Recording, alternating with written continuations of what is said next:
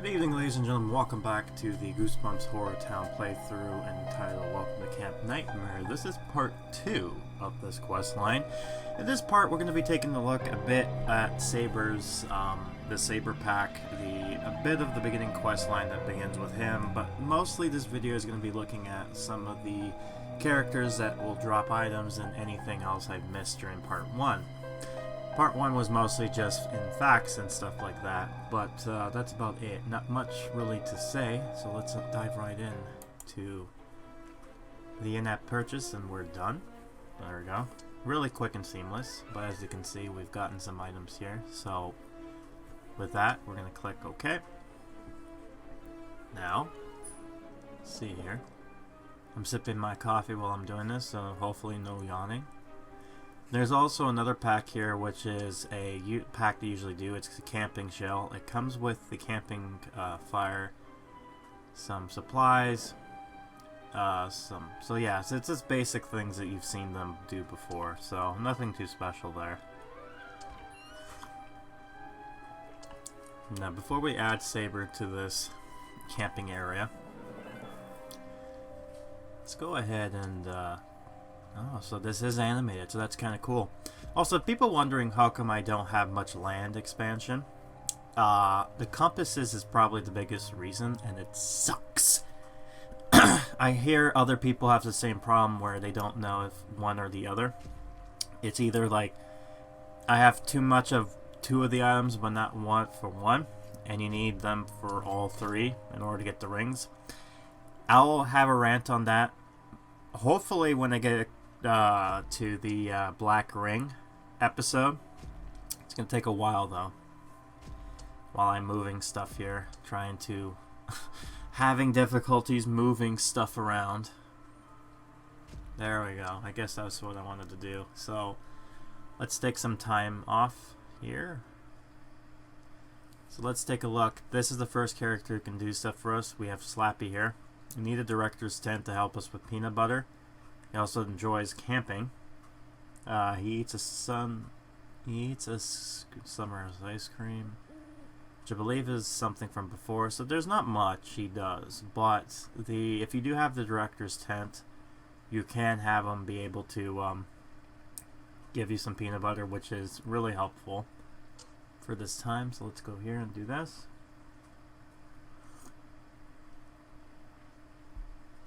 Ooh, that's good. That's some good coffee. So this one, I think he is... Where did I send him to go to? I didn't pay attention to what I clicked on, but hopefully this will pop up eventually. I do like how they've made the request item be a Swiss Army knife. It's something you would usually see a lot of campers do. Oh, right, it's one of these, right? Where is he going? Oh, he's going to the log, is he? Oh, nice. He's doing his little famous goosebump dance. There he goes again, looking as fly as he did back in Valentine's Day. Yeah. I don't know what you call that, the slappy dance? Oh yeah, I remember all the monsters doing the slappy dance. Anyways, here's the next person who helped us. You need a camping stage and the rock. And she drops some items there. The rock is mostly more useful, I think, because it drops certain items. But when you have a certain building that drops it, these usually become too much. But yeah, I think we're gonna go after the rock because I believe the camping stage is a little bit more. It's funny how she only does the camping stage that you have, versus the one that's been displayed, like given to you in the promenade, or what I like to call the event area, because when you look at the word for promenade in English language, you're like, oh, how do I say this? The other thing too is that there are a lot of players I've talked to who actually are different native speaking, so it's very unique for me to be able to actually see their comments when it comes to how they present this game. Anyways, let's see what she does here. So it looks like she's reading a book, listening to music, which is Usually what you see in artistic people do. Next character useful is Mr. Mortman. He needs a berry bush and some dried food stand, which we actually have. He helps drop some raisins for us. I know they're dried fruits, but I'm calling them raisins. That's what they are. Or he does berry bush. Yeah, so let's do the dry raisins. Oh, we have both of them, so that makes it convenient for us. You could probably look at part 2 episode as a predecessor to what could have been a crafting event 101 for this event, but it's probably less chaotic as this one here. I know that the one I did for the next event was a lot more clean because I wrote everything down, so it wasn't as confusing, and I got some stuff already going, so it wasn't too bad. But for this one, it's like, yeah. So we're gonna put the dry food stand right here. I think it's a nice spot right beside the candy store. And then the berry bush, we're gonna put it right down here. That way, there's a nice supply of food right there. So let's see here. Let's go for... You know what? Maybe I'll have them search for appetizers. Let's see this. So I do like how they kind of recycled this by making him pick up the berry, quote unquote, rather than what he did beforehand. So I give it to them. I like that. Next character that's useful is going to be Marty. Marty drops us, by doing obstacle course, he drops us some blueberries. I think those are, yeah, blueberries. And then if you have the camping grounds, which is a lot, you can tell ghost stories for the hangers. And that's about it. He only does 2 things, so yeah. So until you can actually get the items in question, you're gonna have to make them do it here. Now I'm not sure if there's actually an item you can grab for the tires, but as of right now, they're only available down at the bottom here. So this is the only kind of interactive item in the promenade, much like how that you can't access, much like how back in the, and here's a close-up shot of him being able to do that. Kind of wonky, but it does its job. It works. So I'll give it that. I'll let it slide. Let's say it that way. Next character, Mrs. Meier. Mrs. Meier. As you know, she does cook some stews that gives us lard. And she also goes crazy over peanut butter, which you need the peanut butter, which is an expensive item. So you'll most likely have her cooking lard for every 10 minutes. So it's kind of silly, but here you go. It's a new animation, so this is what it looks like. Ignore the weird placement of the building, but it's nice. She just stirs that black stew pot. She drinks it, and she's just looking at it and keeps on stirring and eating the soup. Next person that's useful is Eric. You will need 2 items. You will need the camping entrance and the skate ramp. One of them produces lard, and the other one produces string. The string, I don't think you really need that much because you can put down the other items which cost less, but you can't put this one down because it's least expensive, and you can help you with the lard. So in this context, this is what I tend to do. I have them mostly just doing this quest line because it helps me get the lard needed for the items in question.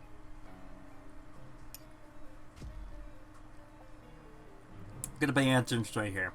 So in order to get to camp Nightmoon, you're gonna have to row your boat over there, or as they do it, just walk across the river like Jesus. Like the Messiah.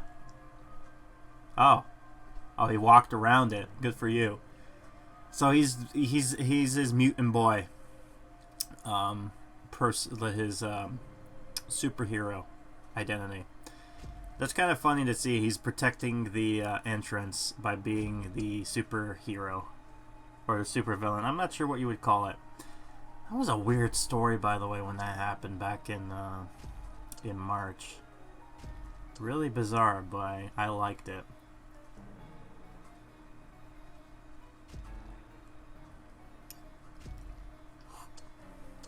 I think I'm going to have to play around with the tree placement to try to kind of close this off and make it look like a nice little forest camp area. Alright, so the next character we're going to probably need... Oh, one last thing I forgot to show you. This is new. The Dark Cornfield has got a new character. As you can see, it is the... what do you call it? It's Clarissa the Witch. She's now finally useful for something, and here's her spooky magic stuff. So that's what she does. I like the fact that they're making all the items have at least some sort of premium character that goes alongside with all these stuff. I've noticed that's what they're doing now. And someone actually commented on the fact that she was added to the cornfield. If they had like a lion and even robots, so if they, and this is just vague, if they actually put werewolves in there that were brown, like light brown, and they put the robots that you find from Professor Shock's, you could argue that that would be a Wizard of Oz reference, but that's just going a little too far. I'll get you, my pretty. Man, Wizards of Oz was an interesting movie. I think it was one of the first ones that kind of did the whole, it goes from black and white and then it goes immediately to color, and they're like, whoa. It's like Alice in Wonderland there for a second. Alright, so that's about it. The next character that's interesting that useful is Andrew Craw, believe it or not. He does 2 items, I believe. Also, he's think about life. You need the Ralph Towers, or Raffle Towers, and camping chair. He helps you drop some stuff. He's not, as a premium character goes, he's not all that useful when you think about it for how much he costs with this event and what he needs in order to do anything. But if you have him from previous stuff, then yeah, it won't hurt to have him do stuff. So I might as well put a chair up near the camping area, and this kind of helps start this what do you call it, this progression rolling to see how much we've gotten done. And I see a little space right there near the, yeah, let's have him sit right there. Yeah, there you go. That's a nice seat to do. Why not? Alright, no, nothing's in the monster diner. Let's click him again. Let's go have think about the chair prank. So the next character we're gonna see is Mrs. Dark. She has 2. She can craft some wires and the camping stage. If you have the camping stage, I think setting the sound traps is probably the better option. Again, these are recycled animations, but I'm not too bothered with the recycled animations so long as it makes sense context-wise. So here, she's just doing some netting like we've seen before, so she's doing a good job tying up those scary, spooky monsters. And here we got good old Walter sipping his drink. I think I might move that chair right up near that area, so we're gonna have him do the pie crust. So let's see the animation for Andrew Craw. Put his head there, falls to the ground. Sad as life, much like anything else that this guy does. So pretty sad. Oh yeah, and I love this. He's walking slow to his destination, which is always great. Next character is useful as Conrad. He does 2 items. You need the timber logs and campfire logs, but he's remember old times and gets some timber. What's weird is timber takes a while to do, but he drops way low amount of acorns compared to him just doing the campfire stories. So it's probably for your best interest just to keep on doing this quest, in my humble opinion. I mean, you could probably do the campfire log thing, but really I don't see any use for that. And if you need him to do some stuff, you can just do it here. So why don't we just make this little campfire area just something nice for him to do his thing. Get some pine cones while we're at it. Alright, let's see what's the next character that's going to be useful for this event. That would be Sabre. Sabre does a few, actually. He does a supervising tent. He oversees camping activities, which is weird because he's the only one who can actually do that down below with that stage. I'm not sure why that's the case. I think is a bit more useful compared to the other characters as far as premium goes. Let's see what else he does here. I think that's about it. Yeah, so you need 1,500 acorns for that tent. So for now, I think we'll have him oversee camping activities. I think would be the best option. As he does that, let's see if we have another character to look through. Well, okay, time passed with his butt being very slow to his destination. And he finally gets to this area. When the game starts loading, there you go. That is what he looks like. He's selling his stuff. Well, it makes sense for him, kind of like he's like, you know, overseeing the stuff. Like, oh my god, those bugs are so loud. Of course, Dustin we've seen before. So this is what Conrad looks like. This is this guy's task when it comes to barbecuing. That's about it. So yeah, so those are really the characters that are useful. Here's another one that is now useful. It's pretty much a definite go-get because of the character's worth and value and all that. So, Sabre. And he has his little own RV, which is weird because he has his bunker, yet he has a little mobile home. But okay, yeah, so this is his little mobile trailer. He lives in the backwoods like a old-style hick. But there we go.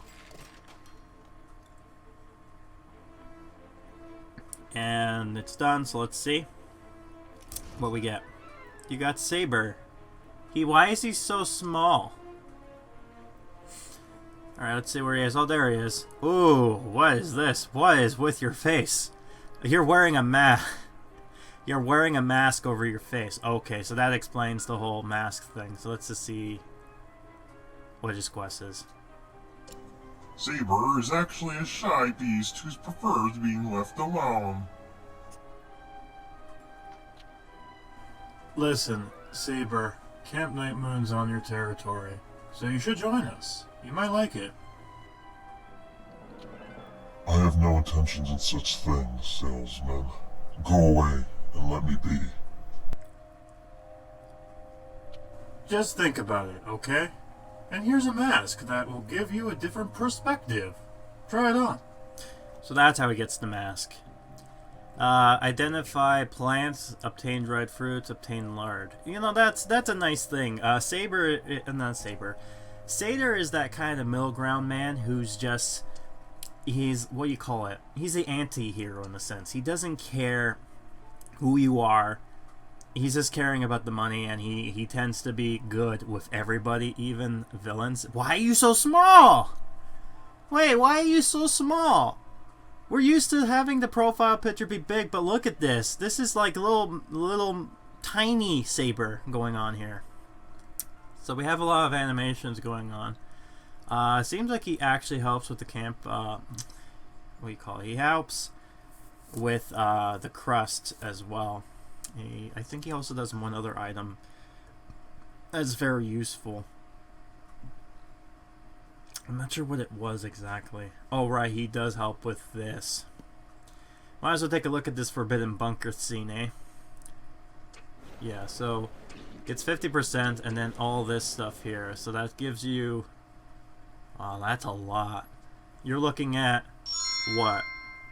224 in order to do all these up. That's a lot, man. It's like it just doubles itself. Alright. So this gives us a guaranteed 90. So let's see how this looks. Oh, look at this. Look at these monsters. Look at them. Let's see if we can get a good front face of this. Wow, look at all these creatures. It's basically Sabre's the purple, blue one, and these other ones are just brown beasts. And what's funny too is I was watching some. I think I talked about him, Phantom's Phasma Dust or Dusk. He's another guy who does these streams of sorts for this game and the events. And he did a commentary about this and saying that, you know, if you gave him a big acorn, like for the brown ones, if you give him a big acorn and a squirrel tail, they basically would be giant squirrel monsters. And he shows a little image he made, and it looked, I would have agreed, it actually makes them look like unique little acorn monsters rather than weird hulking werewolf creatures. And that's weird too, because I'm not sure what you would call Sabre in this case. Like, he's a monster. He kind of resembles like a beast from the east kind of deal, creatures. But I'm not sure. I'm not sure what you would call Sabre in this case, because you know it's just Sabre and his clones. I get what they're trying to do here with Sabre. I mean, Sabre is the only monster, and they kind of copied and pasted some of his clone monsters. It just makes it seem weird that there's a bunch of them, and yet we don't see anything or context with it. I guess it's his brethren? I don't know. Also, this is weird. Sabre, yeah, in this game, Sabre is a very shy beast. And he has two different personalities. And when he's just himself, he's like an old hermit who doesn't care about anybody. But as soon as he puts the mask on, he's like a different person. So it's like hiding his identity. It's like Superman versus Clark Kent kind of deal, I would say. But he kind of reminds me of Eduardo in some cases. And you'll find out what I mean by that from one of the funny things about this character later on. Not in this part per se, but it will be eventually in one of these videos. There'll be something funny with him that kind of makes me get this idea that this is like from that big purple Mexican monster from Foster's Home for Imaginary Friends. He's that big monster creature who's just so gentle. Although in this game, not so much, but you'll get the idea what I mean by this eventually. Until then, though, let's see if we can't go ahead and see what else we can collect. So yeah, these tasks don't take too long to actually do, which is surprising. So just keep on having them do that, and over time just build up. Also, oh, so that's what he does. He's just picking out stuff. Wait. It looks like he's he's pocketing them in his pants. So you have, you know, this guy looking at the food, thinking to himself, eating it, rubbing his belly, going, good. And then this guy's just grabbing and putting it in his pockets, or is trying to put it into his pockets. But yeah, that's an identifying plants right there. He looks so stiff doing it too. He's like, no elbow movements, but okay, whatever. It would actually be interesting if there was a quest that you actually get to see his face, like, what do you call it? Oh yeah, so this is what it looks like, her looking at the tree. Why are you in poison ivy, by the way? You're gonna... Silly girl. Whatever. That's her own fault if she gets poison ivy or not. So that's that. Let's see here. What else is there we can do? Alright, let's see. Okay, clicking on that stuff. I believe one of these quests will... One of these things will end up finishing for... Yeah, I believe it's Dustin. Once I'm done with him, I think, yeah, we'll be... Here's the next part. As Camp Nightmoon's director, it is my responsibility to ensure that everything goes well. We'll need a camp counselor, and after reviewing your applications, Sabre, I'm giving you the job. Yeah. Aye aye, Captain Walter. Okay. This isn't a ship, Sabre. Please call me Director from now on. Man, you don't have to be so stingy about it, man. I'm stoked we're going to be among the first group of campers for this new camp, Lucy. This is great. It's always nice to see, like, kids like this actually excited to go to camp instead of where they are now. Well, it would be nice to have some normal, relaxing activities for once. Killjoy. Hey, look over there. Wait, what is that? Is it some kind of wildlife? Oh. Oh. It's poor Sabre. Oh, great. Play the Forbidden Bunker. I already did that. Yeah, you know what? It sounded like he was being I made him sound like he was more annoyed, which I think it was the point. Again, he doesn't look like he's the kind of character that would actually want to hunt kids. He's more of this leave me alone kind of deal. So he's this kind of like a... Ugh. But I think that's the only kind of quest lines we're going to get from this point moving forward. But the next video and the video after is going to be a lot more quests and finishing things off. Because surprisingly, this is pretty short. And, oh, great. Why did I do that? A building is blocking his path, so now I have to take my time, move this over. Move this over. Okay, I have to find a way to do this. There, that's much better. Oh, nice. What are you doing, Justin? You're vandalizing this poor person's property by digging a hole right through the door. Some poor smuck is going to come out that door and he's going to fall in the hole. What is that? The dairy store. Oh, well, it's closed, so... I closed production so no one's going to fall into the hole. No, I don't want the bunny. Bring back... Yes. Put that... Hide his vandalment right here. No. Hide it. Oh, my... Sometimes this game is very slow. Yeah, there you go. Just keep it there.